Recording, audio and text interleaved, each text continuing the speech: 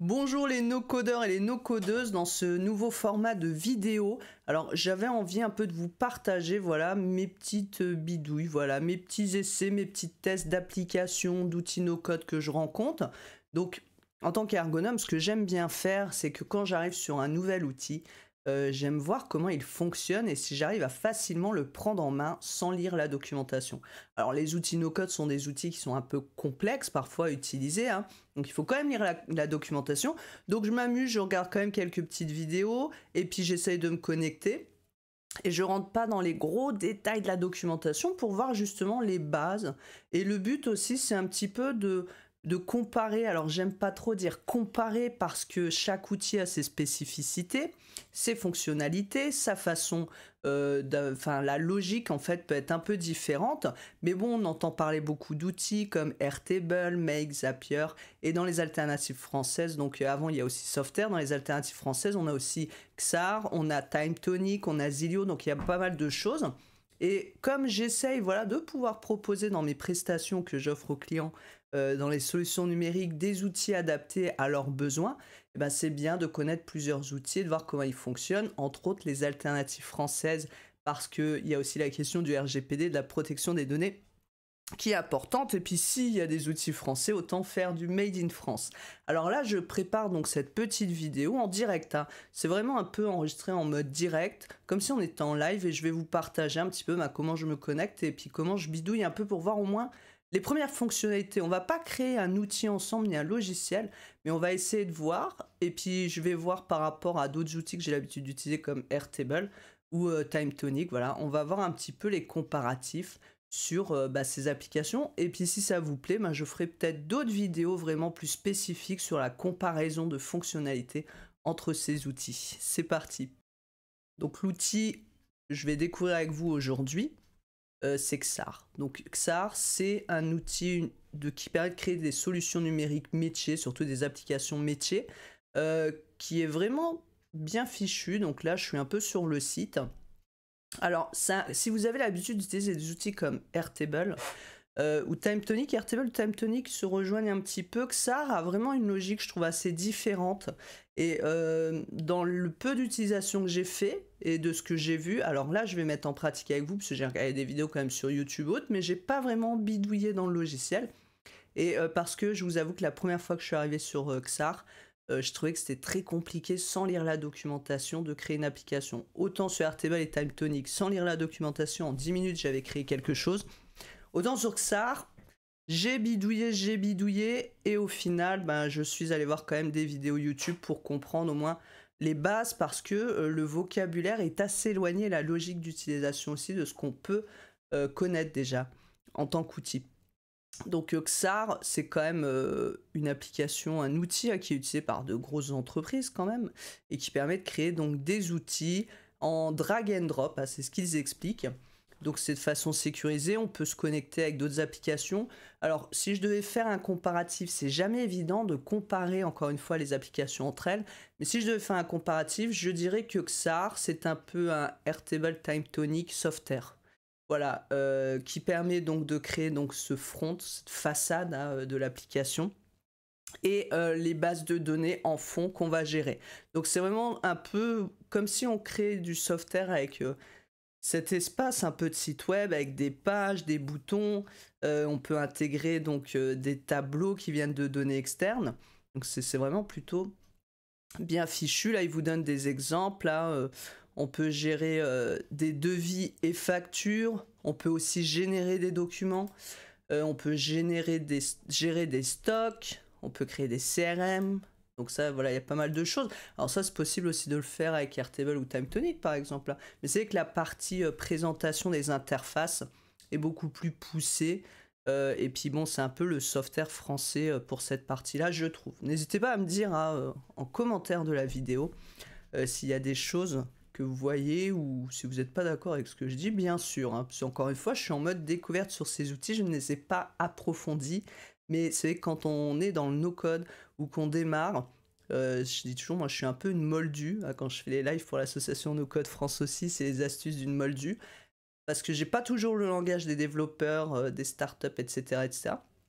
Donc je pense que vous êtes un peu comme moi, peut-être si vous découvrez cette vidéo, et que vous êtes aussi un peu en mode, bah tiens, il y a tellement d'outils, mais qu'est-ce qu'on peut faire avec? Donc c'est pour ça que je veux pas montrer qu'est-ce qu'on va créer avec, parce que ça, il y a plein d'exemples sur le site, mais montrer déjà comment on peut voir la logique. Alors on va rentrer dedans. Donc on peut démarrer gratuitement. Alors ici, je vais pas faire les plans tarifaires ou autre, ça ce sera peut-être pour une autre vidéo. On va rentrer dedans. Donc moi, j'ai déjà créé un compte. On a toujours des comptes un peu d'essais qu'on peut faire en général pour tester les outils pendant 30 jours. Alors il faut juste faire attention parce que souvent ces plans d'essai, ce qui se passe c'est que vous avez accès à toutes les fonctionnalités et quand ensuite vous repassez en plan gratuit ou vous prenez des fois le premier plan payant, vous n'avez pas toutes les fonctionnalités que vous avez dans le plan d'essai. Mais ça peut vous aider si vous êtes aussi prestataire freelance en no-code, je pense que ça peut vous aider aussi pour avoir un petit peu une gamme d'outils à proposer à vos clients. Et bien tout simplement de bien tester ces logiciels, au moins pour voir les grosses fonctionnalités, de les mettre dans un tableau et comme ça le jour où un client vient vous voir, vous dites ben voilà, si vous voulez faire telle ou telle chose, XAR permet de le faire, en plus c'est RGPD, si RGPD c'est pas grave et que vous préférez tel ou tel outil, ce sera plutôt Airtable. Voilà, donc de mettre un petit peu ce que vous allez pouvoir faire avec ces différents outils.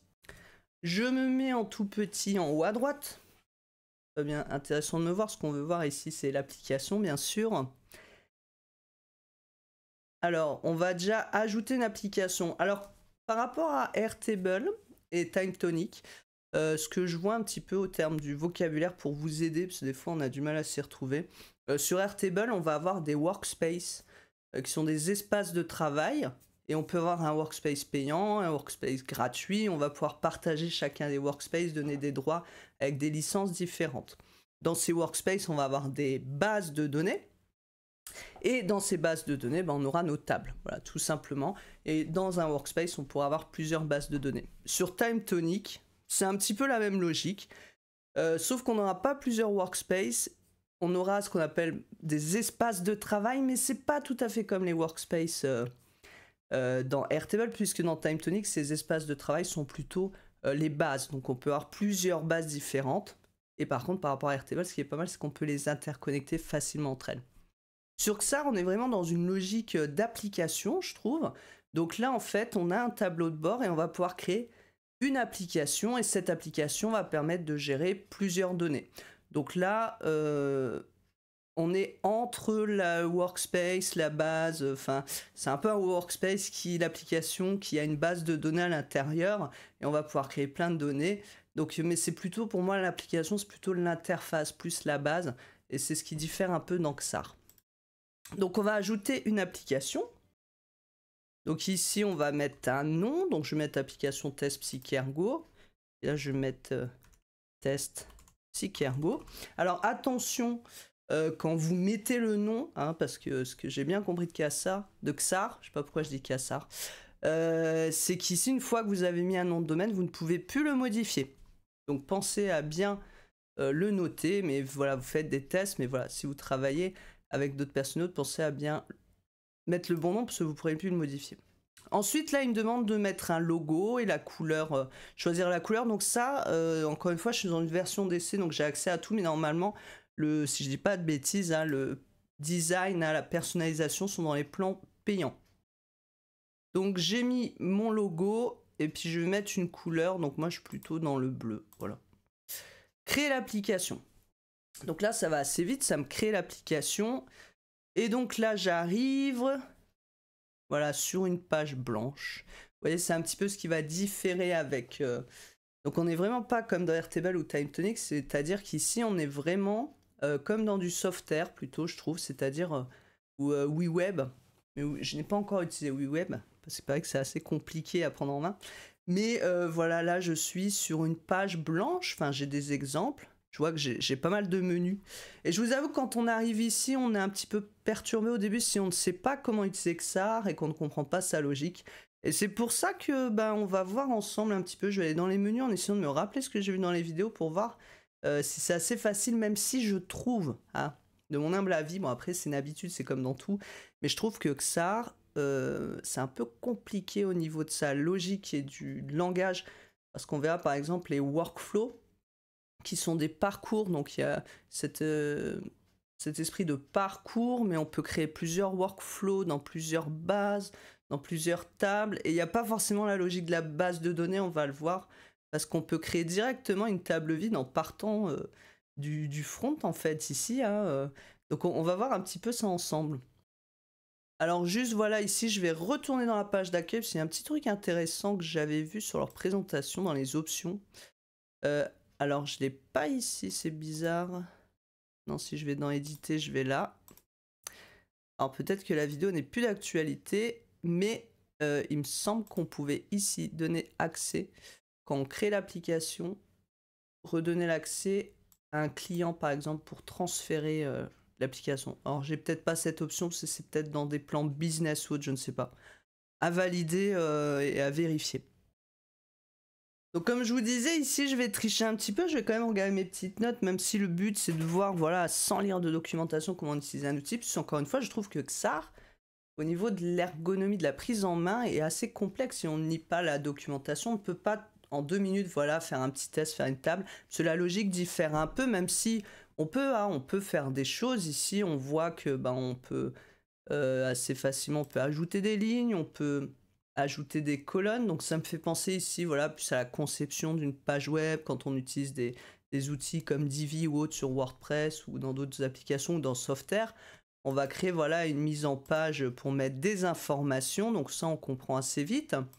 On peut ajouter des éléments, donc là on voit qu'on a toute une liste d'éléments, donc des contenus basiques, texte, image, séparateur, du iframe, HTML, vidéo, des documents, boutons, conférence vidéo. Alors, vous voyez, ça à chaque fois, je pense qu'il y a des petites étoiles, c'est les plans payants. Donc ça, c'est les contenus basiques. Alors après, je vois pas la différence entre le champ texte et le champ texte là. Vous voyez, ça par exemple en ergonomie, là on a une icône différente, donc on se dit que c'est peut-être des champs différents, donc on va essayer. D'accord. Alors, je vous avoue que je comprends pas trop l'intérêt. Alors si je prévisualise, d'accord, les gens peuvent entrer du texte ici. D'accord. Donc en fait, ce que je comprends là, c'est ici, c'est un champ. Là, on est vraiment dans l'esprit d'un champ comme dans une table. Et là, le champ texte, c'est plus des choses qu'on ajoute en plus qui vont pas être dynamiques ou autres. Donc on peut ajouter des champs. Et c'est là où vous allez voir que la logique est un peu différente que les autres applications. Mais je vous montrerai après au niveau des datas, on va voir ça. On fera un petit point là-dessus, mais je fais déjà, voilà, rapidement un tour du propriétaire. Au niveau de cette création de page, donc on peut mettre pas mal de champs, IBAN, signature manuscrite, zone géographique, les cartes. Donc ça, c'est des choses qu'on a aussi dans TimeTonic.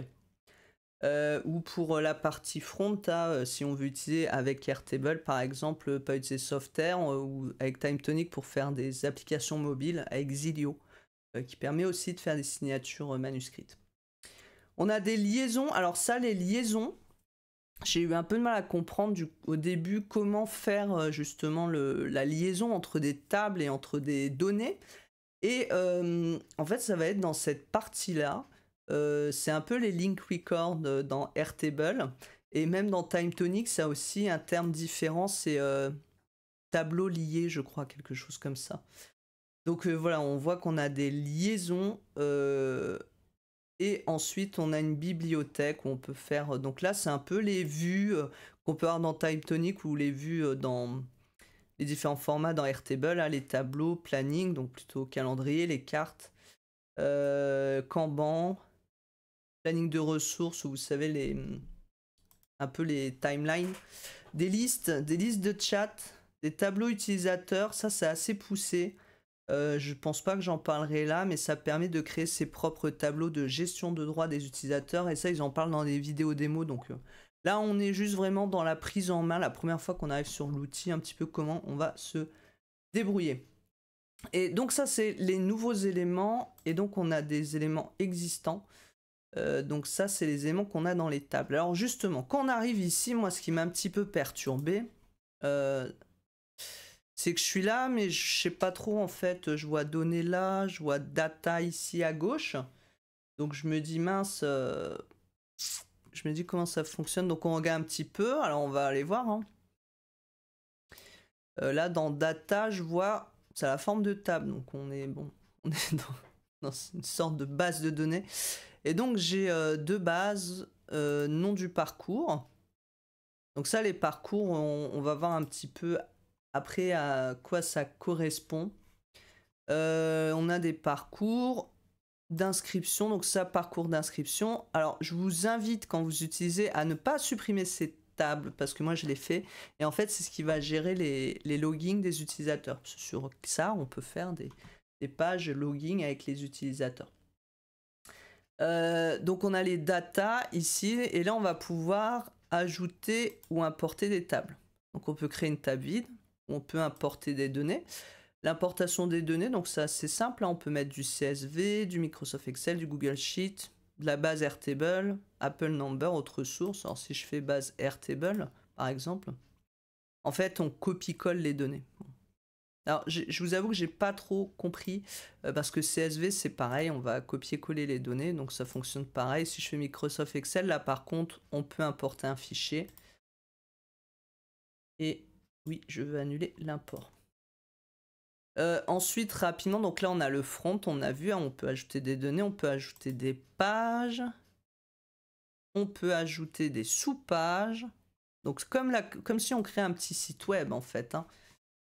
Là je peux recréer une page. Là ici, je pense que ça doit être mon espace utilisateur. D'accord. Je peux pas faire grand chose de plus. Je peux ajouter des logos. Hop.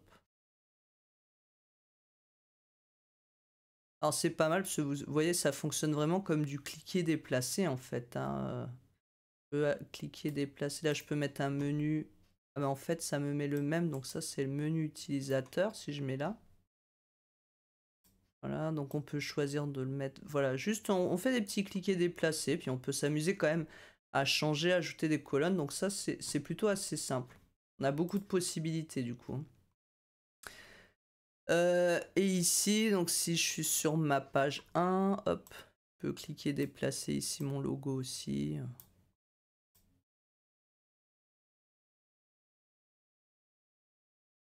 Et je mange. Bon. On bidouille, hein, mais le mieux c'est toujours derrière la bordure, mais on bidouille pour voir. Donc là c'est le front, on verra un petit peu après les options dedans. Les data, donc on a les bases de données qu'on peut ajouter. Les utilisateurs, donc là c'est là où on va gérer les utilisateurs. Alors ça a plusieurs façons de gérer les utilisateurs. On peut vraiment aller très loin dans la gestion des utilisateurs, donc ça on le verra pas forcément là. On a les graphes, donc le graphe en fait ça permet de voir les tables qu'on a et de voir un petit peu où elles vont être utilisées, dans quel parcours. Bon, j'ai pas encore testé tout ça. On a aussi des automations, donc offre la possibilité d'automatiser des processus. On peut faire des déclencheurs et des actions, simplifier les tâches répétitives et gagner du temps. Donc si je mets, voilà, après il faut payer. Alors moi je me demande si je suis pas revenu du coup, ma période d'essai est peut-être passée, si je suis pas passé sur le plan gratuit. Donc ça va permettre de voir les bases. Et donc on peut connecter aussi avec Make, Zapier, on a la PXR et du SMTP pour tout ce qui est email. D'accord, donc ça c'est plutôt pas mal. Et si je vais à droite, j'ai donc des workflows. Donc ça, on va voir un petit peu ce que c'est après les workflows. Moi, j'ai mis un petit peu de temps parce qu'on a beaucoup de choses, des fiches, du suivi. Donc il faut vraiment comprendre ce vocabulaire et cette logique. Ici, on a des données. Hein, ici, c'est vraiment les coulisses, on va dire, de votre application avec les données. Mais ici, c'est l'affichage des données. Et on va pouvoir créer... c'est un peu comme des vues donc, sur Airtable ou TimeTonic. On va créer ici les vues, les tableaux, et puis ensuite on va pouvoir les cliquer quand ils seront créés, les cliquer, déplacer dans notre application. Donc on peut donc créer l'affichage, les tableaux utilisateurs, donc là, ça c'est pour tout ce qui est gestion des données. On peut créer des fiches utilisateurs avec ce qu'ils peuvent voir ou pas sur l'application. Donc on peut aller très finement, hein, ça peut être d'éditer ici, on peut choisir de mettre des conditions pour la page. Par exemple, ce serait l'utilisateur connecté. Alors ça, je vous parlerai après des personas. Si c'est le persona A, je vais en parler tout de suite. Les personas, en fait, ce qu'on voit ici en haut à gauche, hein, les personas, ce sont comme des profils utilisateurs. Par exemple, administrateur, salarié, fournisseur, client. Alors, on peut créer plusieurs personas types avec des autorisations qu'on va donner sur des pages, sur des éléments des pages. Et donc la personne qui sera connectée en tant que tel persona, donc on peut renommer le persona, on peut faire tout ça. On va pouvoir lui définir une URL personnalisée, donc ça c'est plutôt bien. Donc il aura une URL de connexion, donc c'est-à-dire qu'on a un espace de travail, en gros une application, où chacun a sa propre URL de connexion pour gérer les mêmes données en fond, plus certaines en lecture seule, c'est d'autres en modifiable, d'autres en création, et en restant connecté à la même base pour nous en tant qu'admin. Donc là, on peut paramétrer pas mal de choses, les emails d'invitation, l'authentification, l'espace perso aussi de la personne une fois qu'elle est connectée, puis on peut même mettre en place un chat.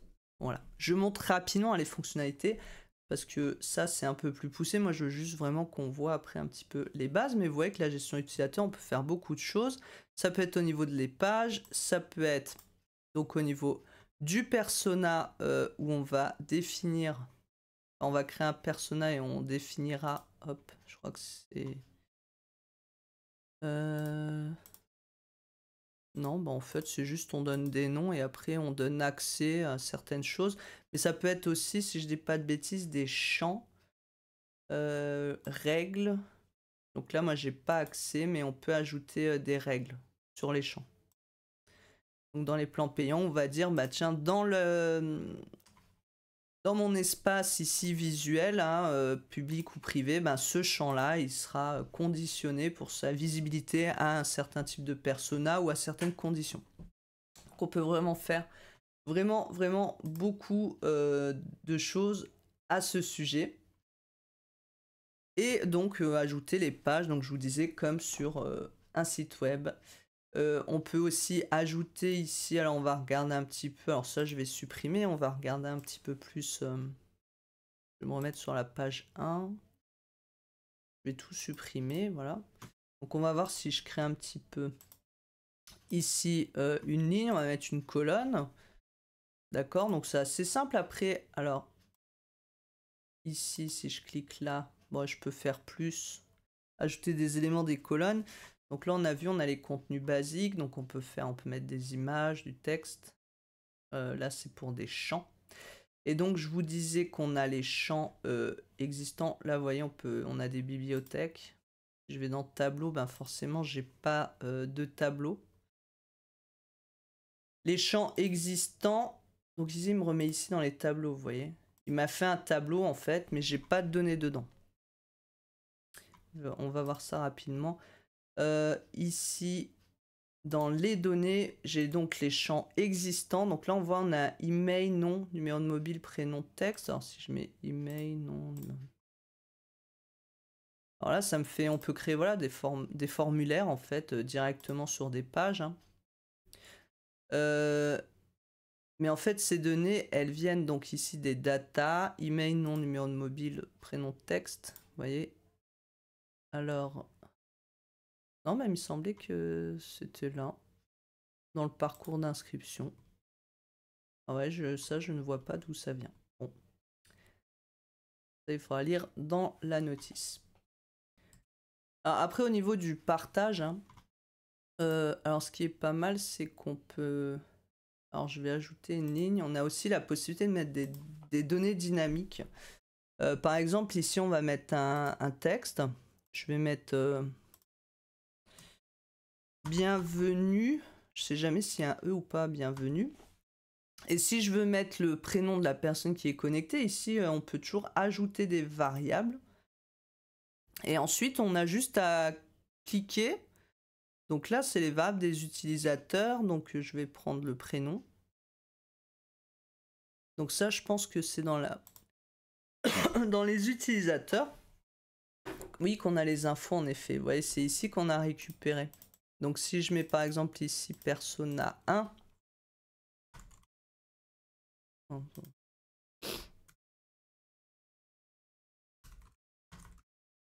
Je vais mettre...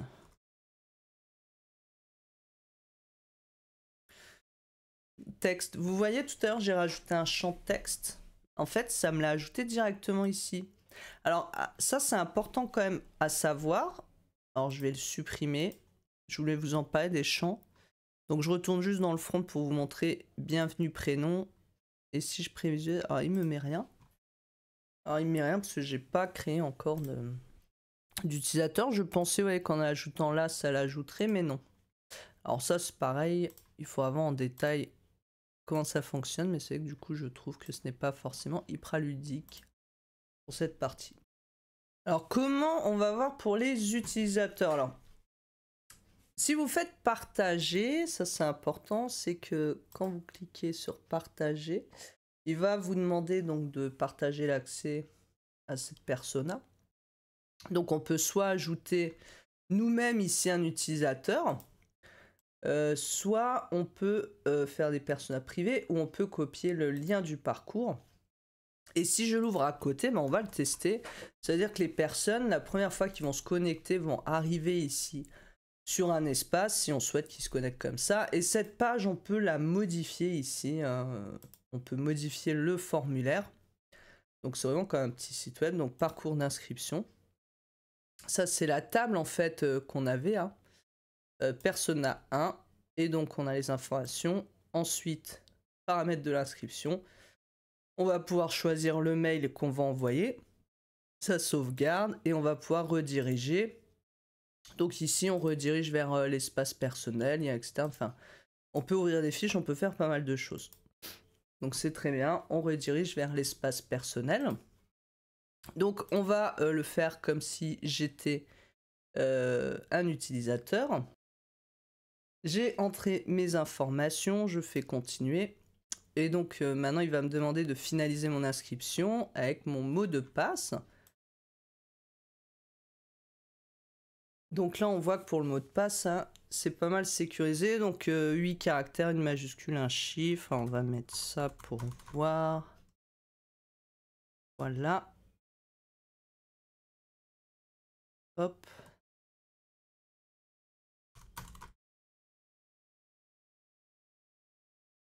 Là. Je reçois un code de confirmation par mail. Je continue. Comme ça, je vois un petit peu comment l'utilisateur va arriver. Et là, je vois que c'est bien marqué bienvenue Guylaine. Donc là, on voit que ça fonctionne bien ici, la variable dynamique du prénom. Et on peut ajouter plein de choses comme ça, vraiment pour personnaliser. Et comme ça, on voit un petit peu l'espace de la personne. Et on voit les menus hein, qu'on a créés. Donc là, il est en bas. Je n'étais pas obligé de le mettre là, mais c'était pour vous montrer un peu le système de drag and drop. Si maintenant, je vais dans mes utilisateurs, je vois que j'ai bien l'utilisateur qui a été créé. Donc en passant par là, alors pourquoi tout à l'heure ça ne l'a pas fait, je ne sais pas vous dire, peut-être il fallait actualiser. Et si je vais dans data, dans parcours d'inscription, donc qui correspond à la page, hein, je vois que j'ai bien le parcours d'inscription avec le créateur. Donc j'ai le parcours, j'ai l'ID d'inscription. Ok, donc ça c'est pas mal, donc du coup pour les utilisateurs. Et donc les personnages, je vous ai dit, on peut faire donc des interfaces du coup pour les clients, pour les admins, et puis on va pouvoir créer autant de personas qu'on le souhaite pour la visualisation des données. Alors maintenant, je voulais vous montrer ce que je vous disais tout à l'heure pour la base de données, quand on ajoute des champs sur une page, en fait, que ça va l'ajouter dans la table, parce que je pense que c'est assez important de voir ça.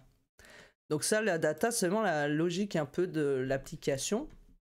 Et donc là, j'ai nom du parcours et parcours d'inscription. Si par exemple ici, j'ajoute une ligne, on va ajouter une ligne, j'ajoute une colonne. Et puis je vais mettre ici maintenant un champ texte, d'accord? Et ce champ texte, je vais l'appeler nouveau champ démo, pour qu'on le retrouve bien. Aussi ici important, vous avez à chaque fois les identifiants uniques pour vous. Ça le répète quand même plusieurs fois. De bien faire attention. Alors, je vais juste mettre ma tête en bas à gauche parce que j'ai peur que vous ne voyez pas très bien les menus. Ça. Le menu en haut à droite. Donc, le nouveau champ démo ici que j'ai mis. Donc ici, on va l'appeler donc l'identifiant unique pour vous retrouver, parce que sinon... si vous mettez pas ces identifiants, ça va être compliqué pour vous de vous y retrouver parce qu'ils vont tous s'appeler. Alors ici pas, mais sinon ça va tous s'appeler texte en fait. Hein. Et donc ici bon les règles de conditions d'affichage, bon, j'ai pas la version payante. Donc nouveau champ démo et si je retourne ici dans data, donc là oui il n'a pas créé, donc là c'est normal parce qu'en fait j'ai fait un champ. On sait pas trop où en fait ce champ. Ça sert pas à grand chose. Alors il me l'a mis où? Eh ben il me l'a mis dans la table des utilisateurs ici, vous voyez? Ici. Il est là. Il me l'a mis là. C'est pour vous montrer que quand vous créez des champs comme ça sur vos pages, en fait, il va les lier à différentes tables que vous utilisez dans la page. Et là, comme cette page est liée au parcours des utilisateurs, bah, ça va l'ajouter ici dans les utilisateurs. Ce que j'ai remarqué aussi, c'est que si je le supprime, ça le supprime, donc sa visibilité sur la page. Mais par contre, le champ est toujours disponible ici. Hein. Donc faites attention, parce que sur ce côté-là, c'est pas hyper visuel, dans le sens où si vous commencez, vous voyez, dans les différents parcours à créer sur le front des nouveaux champs qui ne sont pas dans les tables, puis après vous dites, bah non, je le supprime, en fait, ça va le laisser dans les datas, et là, ça peut poser souci, parce que après, vous avez un petit peu trop de data un petit peu partout. On peut aussi personnaliser les couleurs, mettre des liens, enfin on peut faire pas mal de choses. Hein. On peut mettre des titres aussi avec la même logique, titre 1, titre 2, que pour une page web. Alors imaginons, voilà, bienvenue. Ici je vais renommer, je vais mettre accueil.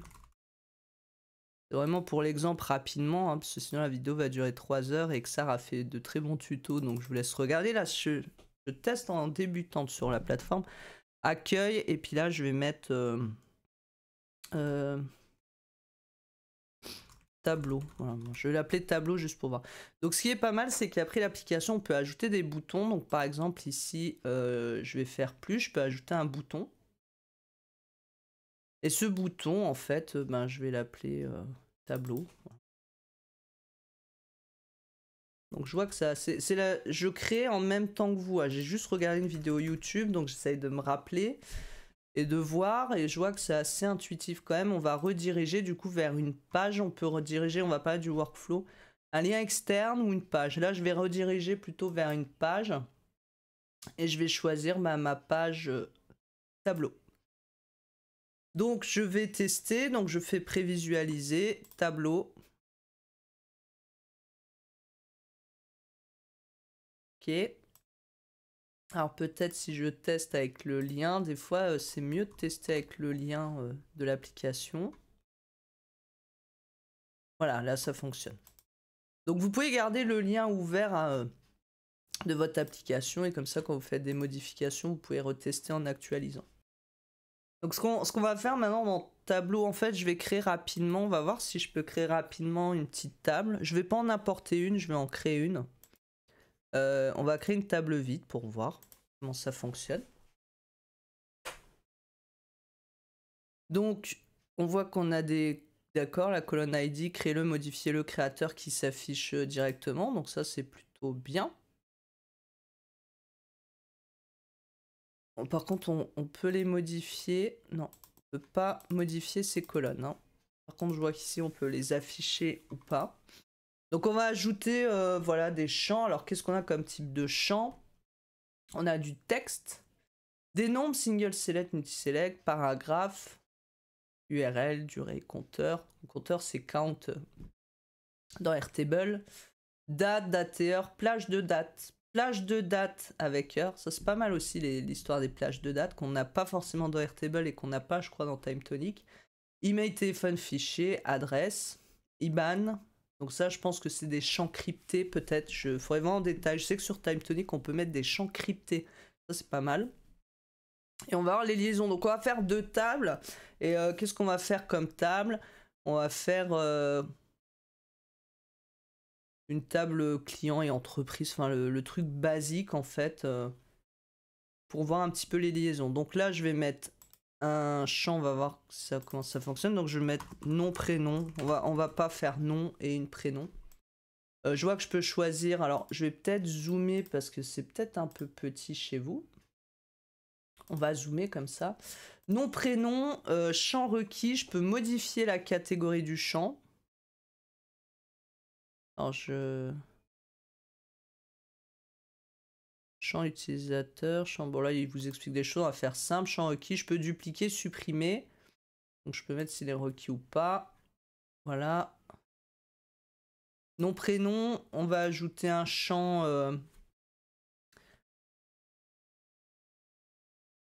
Donc ça, je vous laisserai essayer chez vous. Un single select. Je sais pas, par exemple, on va mettre all. On va mettre une option administrateur, chef de service, communication. On va mettre ça comme ça. Alors ici, si je vais sur les 3 petits points, on peut choisir les couleurs aussi qu'on souhaite ajouter. Voilà. On va laisser les couleurs ici. Hop, si je vais mettre ça. Voilà. Donc par exemple ici, donc je vais mettre Balboa Rocky. Hop.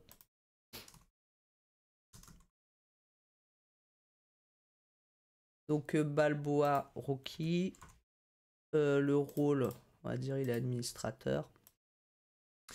On va ajouter cherche des noms comme ça à mettre, je sais pas. Leslie Elvis, oui, je suis fan de rock'n'roll, donc lui il est chef de service. Non, on va mettre communication. Puis on va ajouter Vanda Jackson. Vanda qui sera chef de service. Ouais. Donc là on a 3. Alors par exemple je peux renommer ici la table je crois. Alors je peux la modifier. Je peux la modifier. Alors vous voyez ce qui m'affiche une page. Autoriser, je peux autoriser les paramètres de la page de la table, seulement le créateur de l'enregistrement à l'éditer. Enfin, il y a pas mal de choses. On peut choisir le style des pages. Ça, c'est quand on clique sur les vignettes, si je dis pas de bêtises. Donc, je vais pas rentrer là tout de suite là-dedans parce que ça va être un peu compliqué. Ici, juste, je dois avoir un petit crayon. Voilà. On va mettre les clients. Donc, c'est assez simple. Et puis, on va créer une table entreprise. Je voulais voir au cas où s'il y avait d'autres champs à mettre. Bon, on peut rajouter des adresses. Formule calcul. Alors ça, j'ai pas trop essayé les formules. Formule de texte, on a. Calcul. Alors, est-ce que c'est compliqué? Alors, on peut ajouter des variables rapidement pour faire les calculs. On peut relancer les calculs. Ce qui est dommage, je trouve, c'est qu'il n'y a pas d'aide. Par exemple, si je veux concaténer. Il n'y a pas, de formulaire qui se lance ou de pré-saisie qui nous aide. Donc là, ben, je me rends compte que voilà, si je veux utiliser les formules, là, je peux pas m'amuser. Autant dans TimeTonic et Airtable, c'est assez intuitif pour tout ce qui est formule. Autant là, ben, si je veux faire des formules, si j'ai pas l'aide, en fait, je sais pas du tout ce qu'il faut faire ici. Donc on va laisser tomber, on va regarder la suite. Donc je vais ajouter une autre table vide. que je vais appeler entreprise.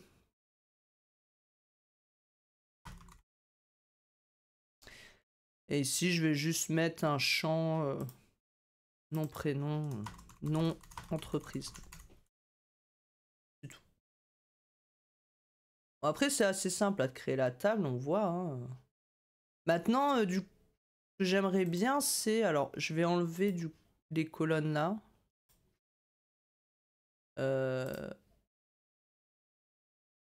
On va juste garder l'ID.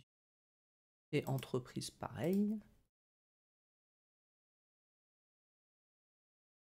Donc, on va créer une entreprise. On va créer une autre entreprise. Je mets n'importe quoi. Shakira. Je sais pas. Allez, Shakira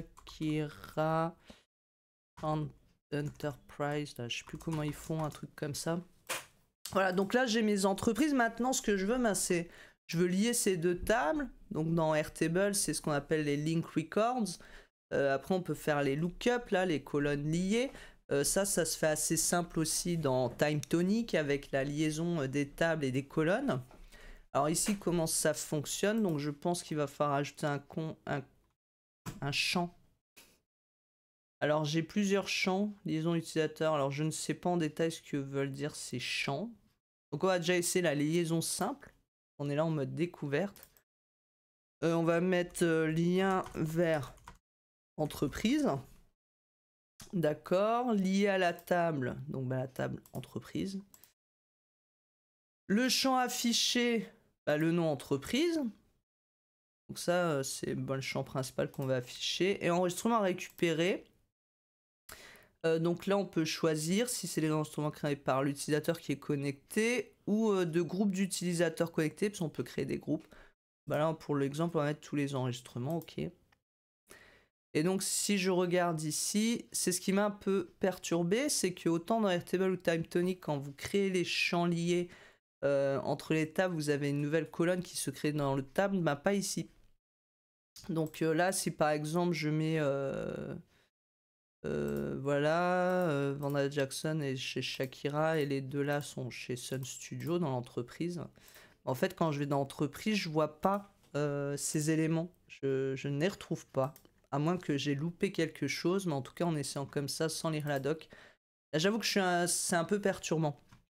Parce que si ici maintenant je rajoute un champ, je vais mettre liaison. Et pareil, je vais mettre liaison vers client, parce que je veux rajouter de la table entreprise des clients. Je vais rajouter nom, prénom, tous les enregistrements.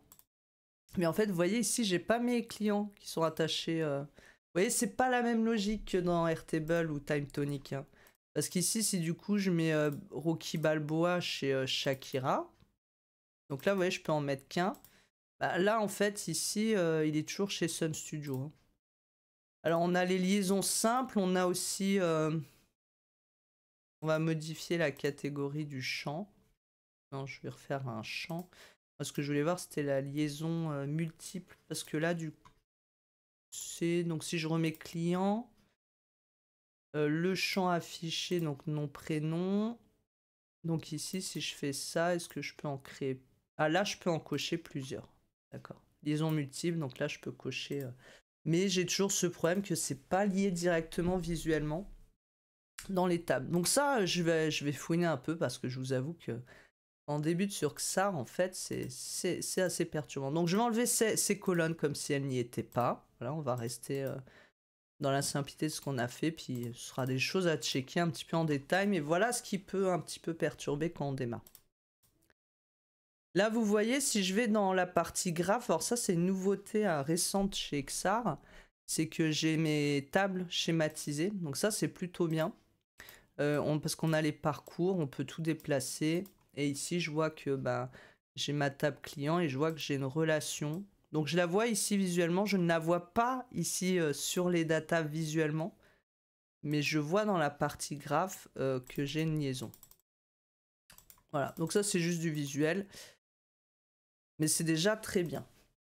Donc si maintenant je vais ici sur mon front. Alors je vais réduire la page parce que je ne vois plus mes pages. Ah voilà, j'ai eu peur, je me suis dit, ça y est, j'ai plus mes pages. Donc là, si je vais sur tableau, comment on veut faire si maintenant je veux ajouter... donc je vais supprimer ça. J'aimerais avoir une page pour afficher mes clients. Donc ça, je vais renommer là. Je vais mettre client. Alors comment qu'on fait ça? Alors si je fais données peut-être. Je vais afficher un tableau de mes clients. Ça, je l'enlève parce que c'était tout à l'heure, d'accord. Donc, a priori, voilà, sans trop lire la notice et en faisant ça assez rapidement, si je vais dans données et je vais afficher un tableau client, je pense qu'il va falloir que j'ajoute un nouveau tableau. Donc, on va regarder, ajouter une source. Voilà, j'ai bien donc mes sources, donc c'est ce qu'ils appellent des workflows, donc je veux les clients. Et donc, je peux ajouter ici une colonne. Alors, ce que j'aime bien là sur ça, que j'ai vu dans les vidéos démo, c'est que, bon, par exemple, ici, on a les variables du parcours, variables d'utilisateur. Donc, je vais mettre prénom, nom. Et en fait, on a ici la liaison, lien vers entreprise. Donc, je peux rapidement avoir accès à ma table entreprise qui est liée avec la table des clients. Et je vais pouvoir ajouter, du coup, les infos de l'entreprise. Et puis, je peux rajouter des actions. Ici, j'ai ce qu'on appelle donc les champs actions. Je peux supprimer ou ajouter, modifier-le, créer-le. Enfin. Donc on va déjà regarder ça un petit peu ce que ça donne. Alors j'ai aussi onglet. Bouton plus pour ajouter votre premier onglet. Alors c'est quoi les onglets? Nouvel onglet. Je vois nouvel onglet, j'ai des conditions d'affichage. D'accord. Autre. Enregistrement. Champ de la table. Je sais pas, on va mettre. On va mettre par exemple si le rôle égal à administrateur. Voilà. Mais je sais pas trop à quoi ça sert.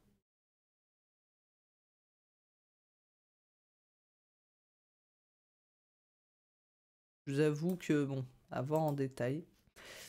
Paramètres à récupérer. Donc ici on peut choisir, on peut déjà choisir sur cette page les conditions, si c'est l'utilisateur qui est connecté, des groupes ou tout le monde. Hein, vous voyez, c'est ce que je vous dis, c'est très fin la gestion des droits, on voit. On peut choisir le type de tri, l'ordre. Un champ sur lequel trier, on peut afficher des sommes. Des moyennes, partager avec les autres applications, autoriser l'export, autoriser l'import, autoriser la sélection multiple, et puis différentes actions, supprimer. Donc ça, on a quand même pas mal de choses qu'on peut paramétrer. Et puis aussi au niveau du design, hein, on peut choisir des couleurs, des bordures, marge des onglets, enfin le header aussi, on peut choisir, enfin il y a énormément par rapport à TimeTonic et Airtable là-dessus, on peut pas dire, on est vraiment comme dans du software, on est vraiment dans la personnalisation au top, quoi, où on peut mettre énormément de paramétrage, mais après on risque d'y passer aussi des heures et des heures. Donc j'ai créé mon tableau, donc je vous remonte juste parce que c'est qu'au début je comprenais pas. Donc si je suis dans Workflow, on reviendra après là-dessus, donc j'ai donné, si je clique sur tableau, je vois que j'ai bien mon tableau client. Je peux faire entreprise aussi. Alors, je vais enlever. On va rester sur le tableau client. On va faire simple. Mais bon, on peut faire des tableaux assez complexes a priori. Donc, on va ajouter une colonne ici. Et je vais mettre données. Et je vais mettre mon tableau. Hop. Voilà. Et j'ai bien mon tableau qui s'affiche. Alors, ici, j'ai que moi. On peut ajouter des sources ici directement. D'accord, ouais, on peut faire des tableaux très compliqués. Hein. Si j'enlève cette colonne, et quand même ici, puisque je l'avais ajouté. Hein. Donc on peut faire des choses assez complètes. Hein. C'est peut-être parce que j'avais mis nouvel onglet, rôle et administrateur. Alors je vais enlever cette condition, voilà. Ça ne change rien. Pourquoi je n'ai pas tous mes clients. Voilà, c'est parce que j'avais mis ces conditions. Alors, j'ai dû me tromper en fait dans les données. Ah, j'ai mis des variables utilisateurs. C'est pour ça en fait. C'était nom, prénom. Et puis on va mettre rôle. Voilà. Là, c'est bon. Là, c'est bon. Et donc, vous avez vu à les conditions là dont je vous parlais, en fait, si je retourne ici dans onglet, on va le refaire. Je vais ajouter une condition d'affichage en disant si le rôle est communication.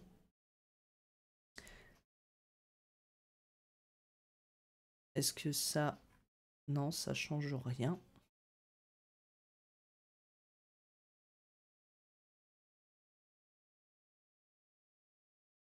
Rôle et communication.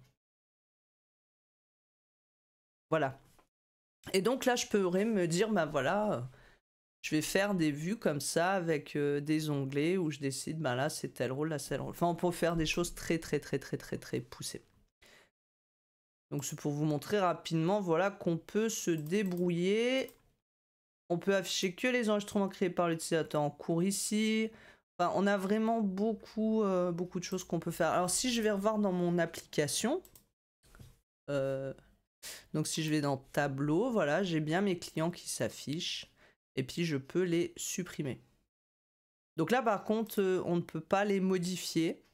Et ça, c'est voilà, c'est encore d'autres fonctionnalités qu'on va voir maintenant sur comment du coup maintenant je peux modifier mon tableau facilement. Et ce que je voulais vous montrer, parce que je me disperse un peu depuis tout à l'heure, je vous dis voilà, je vais vous montrer aussi l'histoire de la création de table. Je vous ai déjà montré que si je rajoute un champ ici, hein, donc là dans le tableau je peux pas, mais si je rajoute un champ texte par exemple, dans quelle table il va me l'ajouter ici? Bah, il me le remet ici dans utilisateur. Donc il me rajoute un champ à chaque fois utilisateur. Donc faites attention à ça. Alors on va regarder maintenant ce qu'on appelle là les workflows, parce que c'est ça qui va nous permettre en fait de modifier, d'ajouter des données à une table. Ça va être en fait un peu les formulaires sur Airtable qu'on peut créer en fait pour modifier, ajouter des contacts, ajouter des vues. Alors il faut savoir qu'à chaque fois qu'on crée une table, ça va créer directement son workflow. Vous voyez, moi j'ai créé tout à l'heure la table client entreprise. Et donc ici, je vois bien que dans workflow, j'ai ma table client et entreprise. Alors on peut les mettre en mode, ça c'est pas mal, j'ai vu, privé ou public. Ce qui veut dire que... Ah, là ils disent c'est irréversible. D'accord, donc ça veut dire qu'une fois que je l'ai mis en public, je ne peux plus remettre en privé. Ça craint par contre. Hein. Je comprends pas l'intérêt de ne pas pouvoir remettre en privé. Bon, faites attention à ça. À voir, peut-être que ça va améliorer ça, mais je vois pas l'intérêt. Pourquoi? Parce qu'en fait, le workflow, c'est quoi? Quand on clique dessus, on va voir la page qui correspond donc à ce parcours. Et on va pouvoir ajouter ici des étapes. On va pouvoir créer des pages et des actions sur cette table client. Et si par contre ici, je rajoute un champ, donc on va tester. Hop. Je vais rajouter un champ. Un champ texte. Donc je vais l'appeler texte client test. Voilà. Logiquement, si j'ai bien compris le fonctionnement, je ferme et que je retourne dans mes data. Voilà, dans le champ client, j'ai bien ma nouvelle colonne qui s'est créée. Donc là, je la supprime parce que j'en ai pas besoin. Mais c'est pour vous montrer en fait que les workflows, en fait, ça va être... Donc ici, le nom du parcours, si je clique dessus, c'est la page liée au parcours a priori qu'on avait eu tout à l'heure. Voilà, si je suis dans client, faites attention parce que tous les champs que vous rajoutez ici vont être ajoutés à votre table. Et ce qui permet aussi de créer en fait les champs directement ici qu'on souhaite, sans créer la table avant, ajouter à la table. Vous voyez, ça, en fait, on va créer, on peut créer un workflow aussi. Alors, on va voir, je vais faire un nouveau workflow sans passer par la création de table. Ici, je vais l'appeler New Workflow. Et puis, si je rajoute, alors on va regarder, est-ce que j'ai dans mes data, vous voyez, j'ai bien une table qui s'est créée qui s'appelle New Workflow. Donc, en fait, un workflow, c'est un peu, comment on pourrait dire, c'est un peu une table designée. Et si je vais dans mon New Workflow et que je crée des champs, tac, j'ajoute des champs, donc on va mettre un champ texte, un champ nombre, un single select. Donc ça veut dire qu'en gros, je conçois comme ça ma table visuellement. Ben, si je vais dans mes data, je vois que dans mon New Workflow, j'ai bien ma colonne texte, nombre, single select qui ont été créés. Donc ça veut dire qu'on peut gérer ces tables via la partie data ou les créer directement par le workflow. En gros, le workflow, c'est un peu la gestion de nos tables visuellement en fait sur le front. Donc si je vais, du coup, je vais le supprimer. Alors si je le supprime là, est-ce qu'il va me le supprimer dans Data? Il est bien supprimé aussi dans Data. Donc faites attention à ça, parce que si vous avez toute votre table qui existe et que quelqu'un s'amuse ici à supprimer juste le workflow, bah, du coup ça supprime tout qu'il y a dans la table. Donc on va aller nous chez les clients, parce que nous c'est ça qu'on veut pouvoir modifier là, cette table client. Alors ici, ce qu'on a, donc on a des pages et puis on peut faire des actions. Donc on peut ajouter des étapes. C'est un peu comme un scénario d'automatisation. On peut ici même ajouter des calculs. Et ici on peut donc oui paramétrer cette page, hein, autoriser seulement le créateur, enregistrer, éditer, etc. Ici, quand je fais plus, voilà, je peux ajouter des pages ou des actions. Les actions, en fait, c'est quoi? Ça va être des actions qui sont un petit peu réalisées sans que la personne, si j'ai bien compris, ait besoin de cliquer quelque part.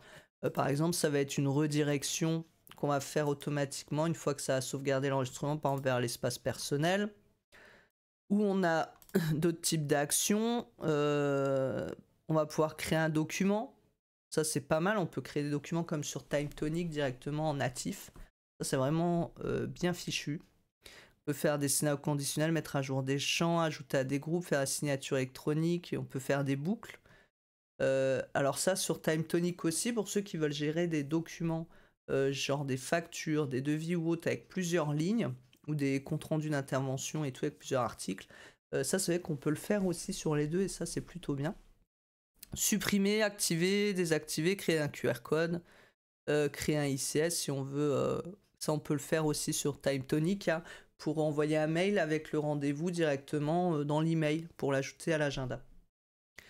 Donc c'est plutôt pas mal, c'est de façon séquentielle. Puis est-ce qu'on peut les... on peut les déplacer, donc ça c'est plutôt pratique. Donc on va créer la page.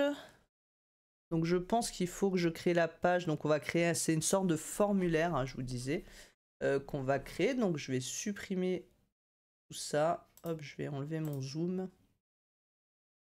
Je veux supprimer tout ça.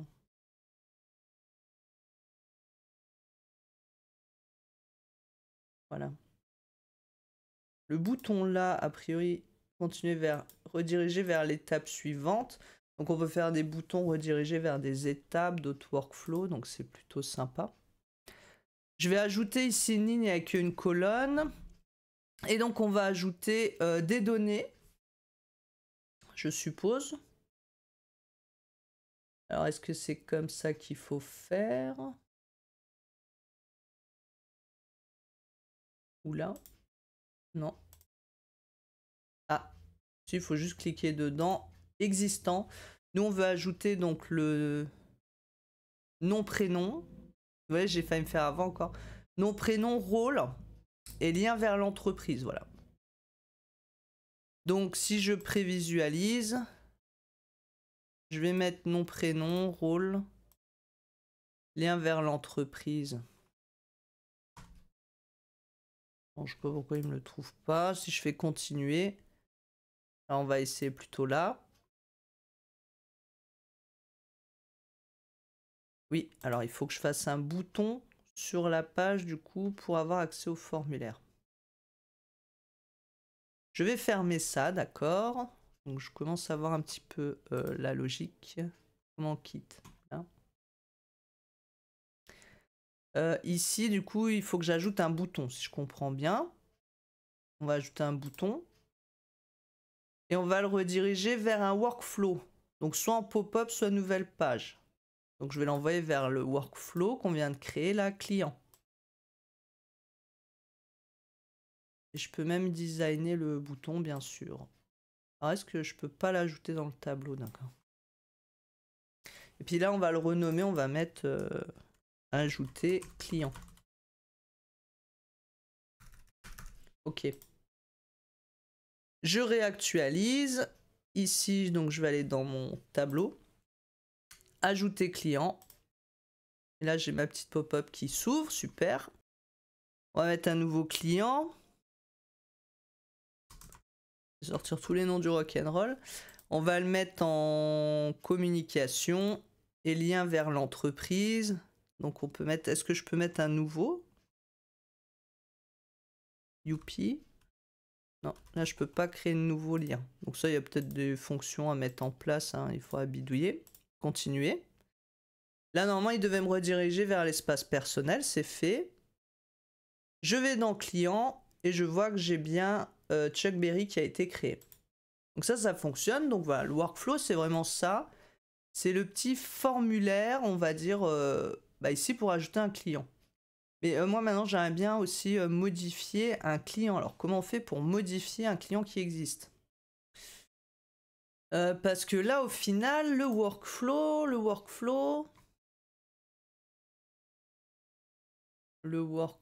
ils sont mes workflows. Et c'est là, mon workflow client, au final, ça me ramène sur la page là. Et c'est général, mais moi, je veux créer, je veux avoir accès directement là à la ligne. Je veux avoir un bouton par ligne pour modifier. Alors, j'ai vu, il me semble qu'il y a... On va regarder, parce qu'il y a les fiches et il y a ce qu'on appelle suivi. Alors, les fiches. Les fiches... On va ajouter une fiche. A priori, de mes souvenirs, les fiches, ça peut permettre de modifier ou d'afficher les choses en lecture seule. Alors, si je clique dessus, qu'est-ce qu'on a? Ben, on va supprimer ça. On va essayer. Je vais remettre, je vais remettre les mêmes données qu'on a mis tout à l'heure pour voir ce que ça fait. Donc, nom, prénom, rôle, lien vers l'entreprise. Voilà. Donc maintenant, si je vais là, je peux peut-être ajouter une colonne. Et il me semble, voilà, ici, en fait, on a accès à des fiches qu'on a créées.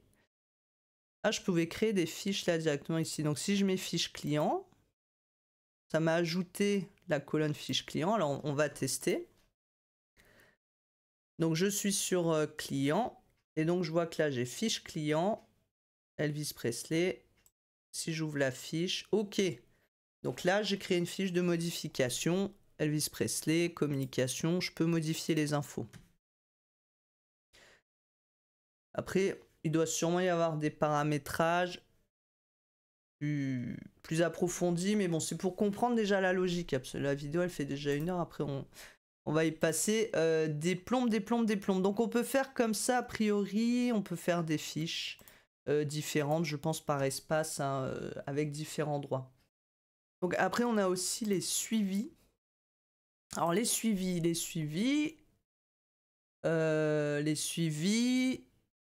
c'est quoi? Donc ce que j'avais noté, c'est que c'est des sous-parcours. Par exemple, on veut changer un statut, mettre à jour des champs. Alors on va regarder c'est quoi les suivis. Donc je clique dessus. Donc là on a des étapes, créer votre première étape. Alors qu'est-ce qu'on peut faire? On va faire une page, une action, une page.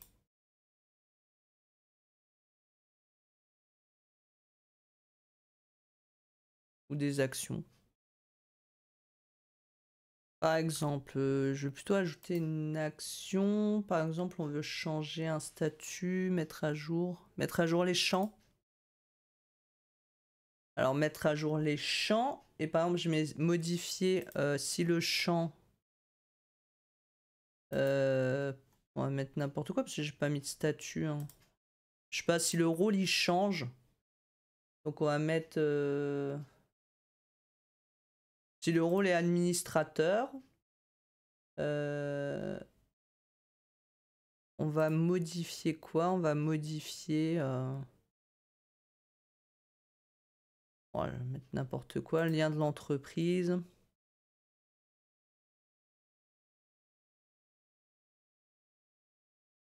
Par Shakira. Si c'est administrateur, on va mettre rôle égal à Shakira. On va essayer ça. Alors, je sais pas après comment on le met, ça se clique, ça se glisse. Ou je l'ajoute au tableau. Je crois que je l'ai vu tout à l'heure, ajouter une colonne. On a les suivis ici, suivi 1. On va voir ce que ça donne. Hein. Encore une fois, je suis pas là pour faire un tuto, c'est pour voir comment on se débrouille dans le logiciel, justement, sans trop avoir de tuto, si c'est facile ou pas d'utilisation. Donc, je retourne dans mon tableau. J'ai suivi 1. On voit qu'on a un petit truc lecture. Donc si je clique, qu'est-ce qu'il me fait? Il me fait rien. D'accord.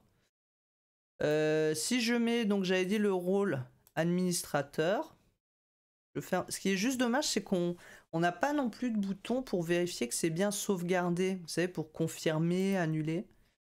Normalement, là, il doit me changer. Ah, si je clique, hop, il m'a changé. Il m'a bien mis le... Voilà. Donc les suivis, en fait, c'est des sous-parcours. De ce que je comprends.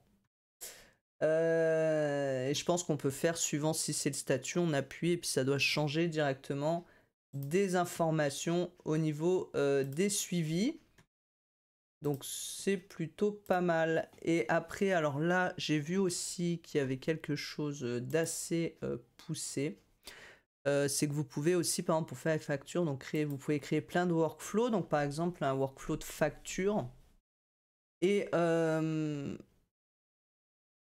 ce que j'avais vu, c'est qu'après, on peut utiliser ce qu'on appelle des matrices. Bon, là, je ne vais pas pousser là-dedans parce que c'est un peu plus compliqué. Mais en gros, quand vous êtes dans un workflow, on peut ajouter... Alors, je ne sais plus, c'est comment qu'on l'ajoute, ça? Ah, bah, c'est la nouvelle matrice.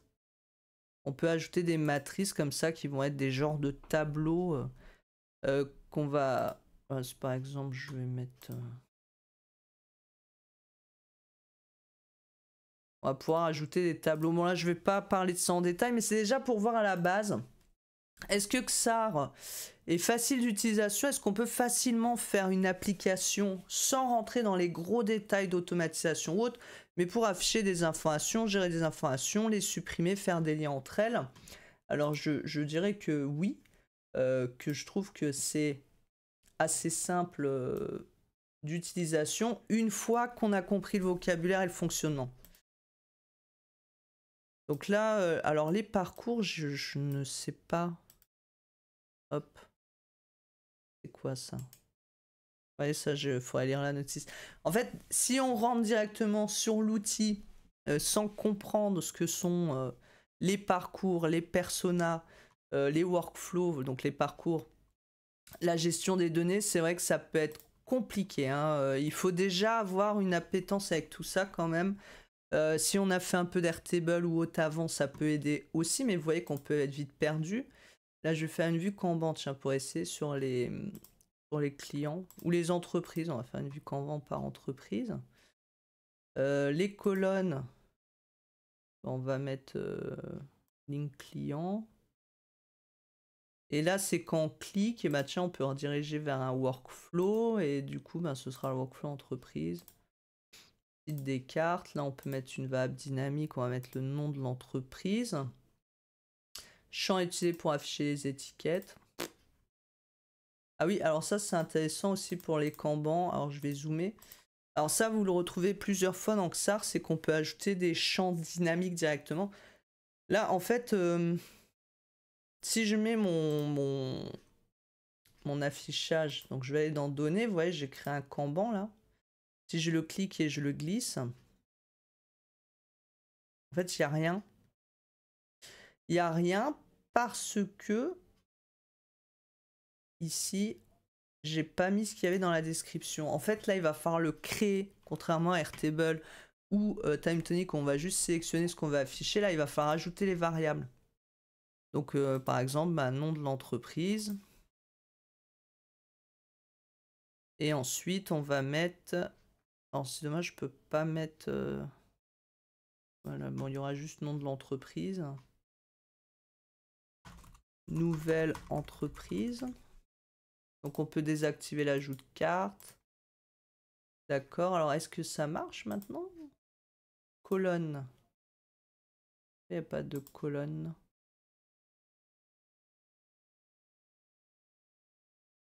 Est-ce que si j'actualise, il n'y a rien?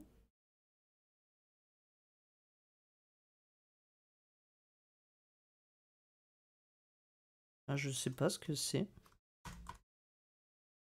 Ah, c'est le titre. Donc on a bien mis entreprise, tous les enregistrements. Par contre, je ne sais pas pourquoi ça n'affiche pas.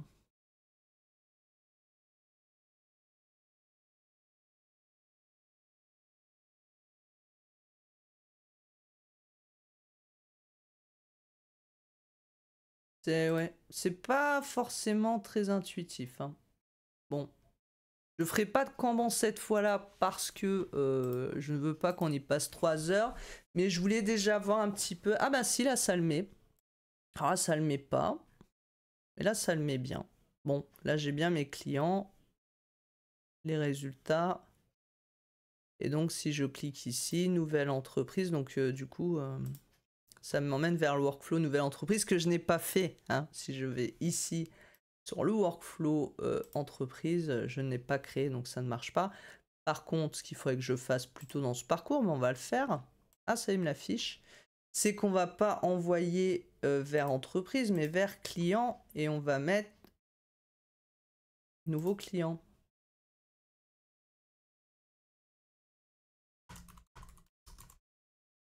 Un nouveau client. Donc si je recharge, je suis dans mon entreprise et je mets nouveau client.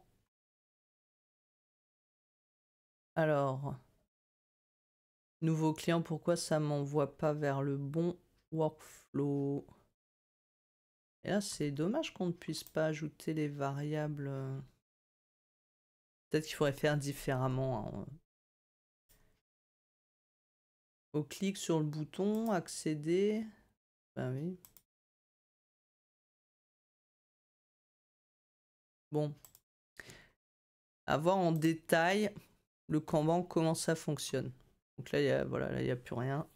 Mais on a vu en gros voilà, le fonctionnement rapide, hein. On peut créer des tableaux, créer des lignes de suppression, accéder à des fiches clients, on peut faire plein de formulaires, on peut faire plein d'éléments de facturation, des pages, on peut gérer les utilisateurs, ça je trouve vraiment top, la gestion très fine des utilisateurs.